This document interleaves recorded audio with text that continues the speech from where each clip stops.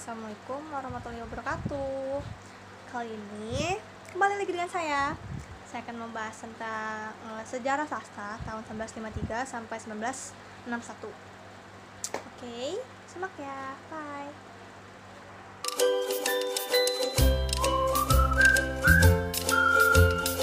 Untuk yang pertama, kita akan membahas krisis sastra Indonesia.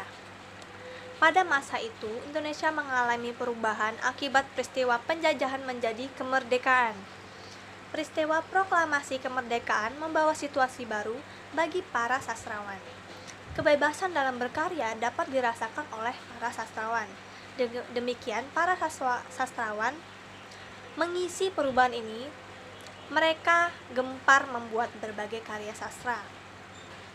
Periode tahun 1953 sampai 1961, sastra Indonesia mencoba mencari jati diri mereka dan menonjolkan penilaian kembali terhadap warisan leluhur. Namun, pada masa ini terjadi pergolakan ideologi dan pencairan konsep-konsep sastra. Berbagai gejala yang menandakan pergolakan itu antara lain terbitnya Surat Kepercayaan Gelanggang tahun 1949, munculnya organisasi kebudayaan berbentuk patrai seperti Lekra, Les Bumi, LKN di tahun 1960. Perkembangan dan pergulatan sastra selama kurun 1950 sampai 1961 hilang dari dunia pelajaran di sekolah maupun di kurikulum universitas. Periode ini, perkembangan sastra dan budaya, aliran komunikasisme, dan aliran radikal kiri hilang sama sekali tidak dibaca. Sitor Situmorang dan Pramoedya Anantatur, misalnya, karyanya menghilang selama Orde Baru dan banyak lagi pengarang yang karyanya tidak boleh diterbitkan.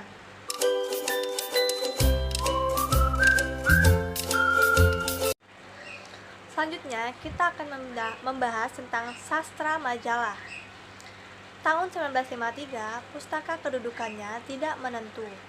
Penerbitan ini kerap mengalami perubahan status, penempatan pimpinan yang bukan ahli serta anggaran yang tidak mencukupi, menyebabkan kemacetan produksi.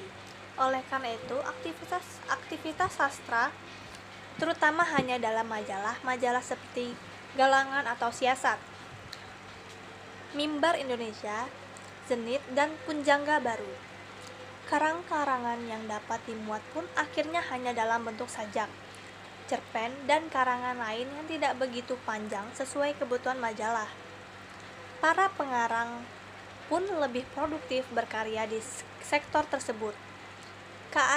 Keadaan seperti itu menyebabkan munculnya istilah sastra majalah yang pertama kali dipopulerkan oleh Nugroho Noto Susanto dalam tulisannya Situasi 1954 yang dimuat di majalah yang dipimpinnya.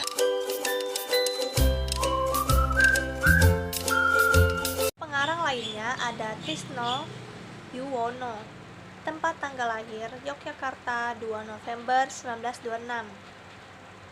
Novelnya Pagar Kawat Berduri tahun 1961, Biarkan Matahari Membersihkan Dulu tahun 1965, Bulan Madu tahun 1962, dan Petualangan tahun 1981.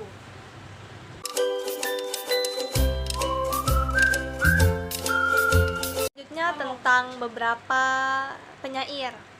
Yang pertama ada Toto Sudarto Bachtiar, tempat tanggal lahir Cirebon pada tanggal 12 Oktober 1929. Seorang penyair Daswarasa di tahun 1950-an. Pertama kali dikenal dengan sajaknya Ibu Kota Senja. Penyair lainnya ada W.S. Rendra, tempat tanggal lahir Jawa Tengah pada 7 November 1935. Penyair dan dramawan terkemuka di Indonesia sejak tahun 1950-an. Rendra mendapati julukan sebagai si burung merak. Naskah dan drama karyanya antara lain adalah Orang-orang di Tikungan Jalan tahun 1954 dan Selamatan Anak Cucu Sulaiman tahun 1967, Todon dan Burung Kondor tahun 1972, Kisah Perjuangan Suku Naga tahun 1975, dan Skeda tahun 1977. Yang terakhir, Penebahan Reso tahun 1986.